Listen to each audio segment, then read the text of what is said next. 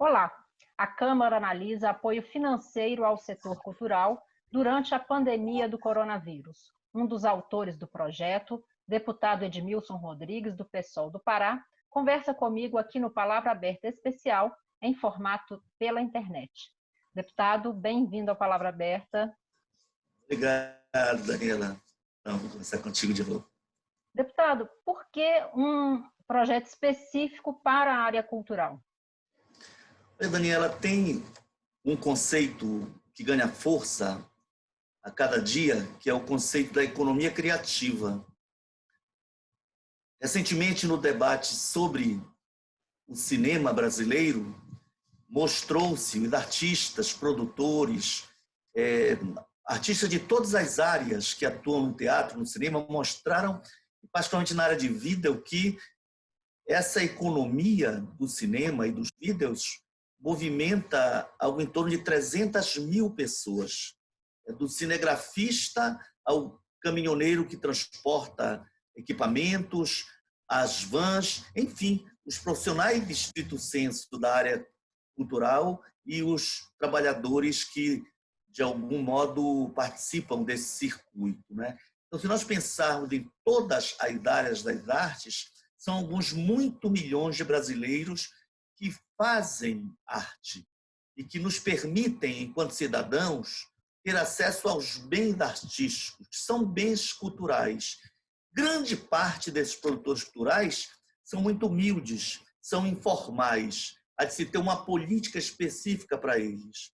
E aí o projeto prevê, na segunda parte do projeto, se um produtor cultural, aquele pequeno artesão, aquele músico que vive de apresentações semanais em bares, mas não tem nenhuma carreira tão expressiva que lhe permita sustentação da arte, mas se ele tem recursos, renda que vão até 2 salários mínimos, a lei prevê que, com base no Tesouro Nacional ou mesmo no Fundo Nacional de Cultura, se possa remunerar até 1 salário mínimo essas pessoas. Deputado, por que essa diferenciação em relação aos outros trabalhadores informais que vão ter aí acesso a um vale de R$600? Essas pessoas teriam acesso aos 2 benefícios ou apenas o do setor cultural? Como seria essa diferenciação? Certamente, Daniela, não será cumulativo. Por outro lado, é importante a tua pergunta, né? O governo, quando mandou o projeto para apoio auxílio social, os informais, ambulantes, os biscateiros, autônomos, mandou R$200. Nós conseguimos, na semana passada, alcançar 600 e depois até R$1.200. Por exemplo, uma chefe de família, uma mulher que tenha 3, 4, 5 filhos, ela tem direito a ganhar até R$1.200.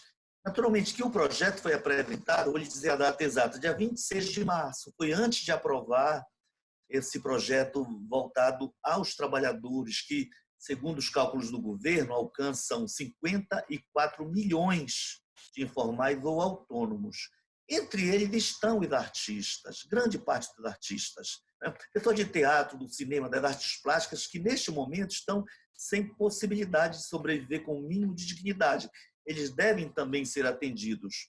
No entanto, como a produção artística é vista como uma expressão da cultura e que deve ser valorizada, o projeto deve ser discutido, essa especificidade deve ser debatida e, naturalmente, que o Congresso Nacional, Senado e Câmara devem ter sensibilidade para avaliar se paga para os artistas informais, autônomos, dos pequenos produtores artísticos, um salário mínimo ou se estabelece os R$600, podendo chegar a 1.200.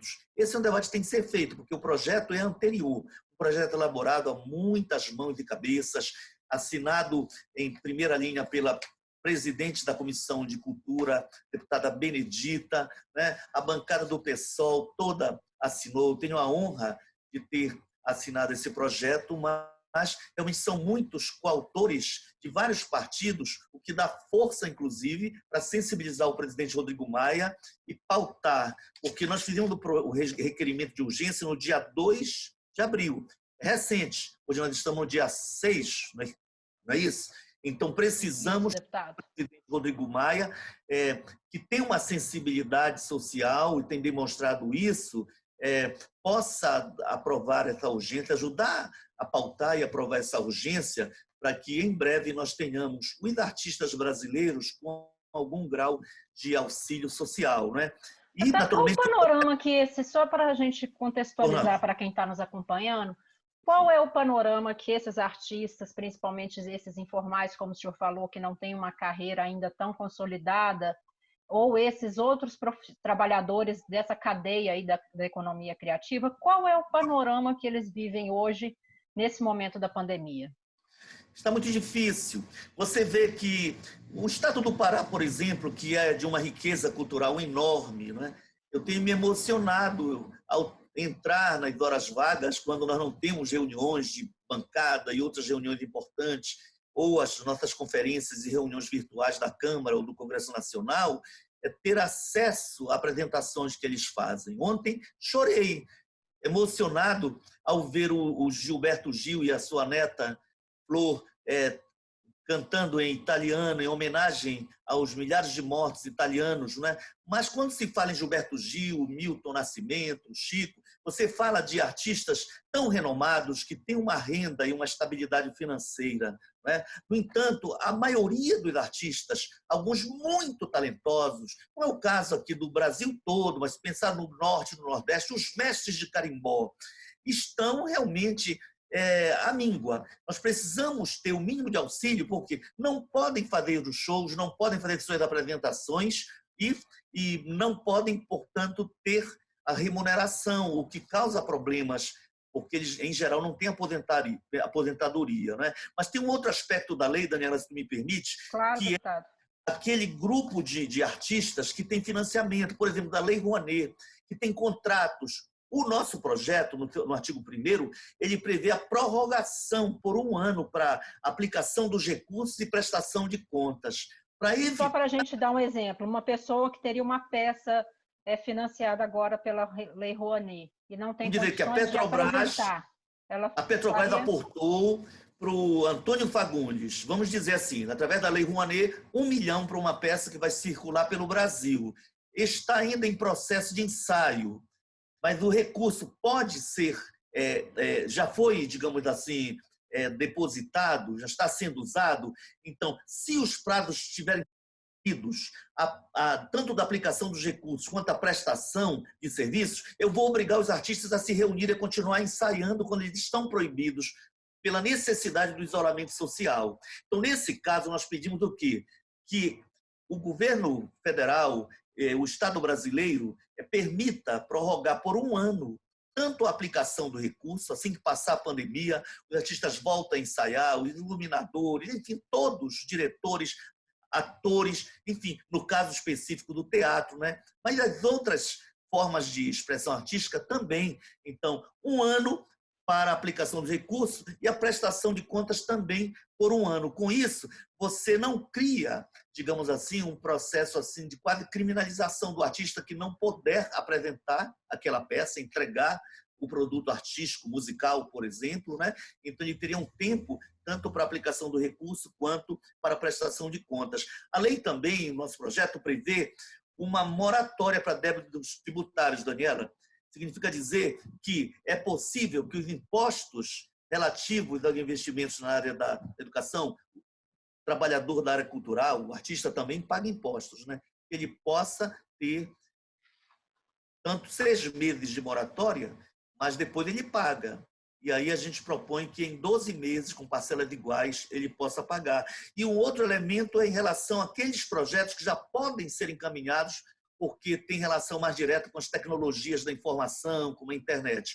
Então, se é um produto que já pode ser realizado sem comprometer o isolamento social, mesmo no período da pandemia, porque ele é feito em casa por alguns produtores que dominam as técnicas, ele pode, por exemplo, receber o recurso.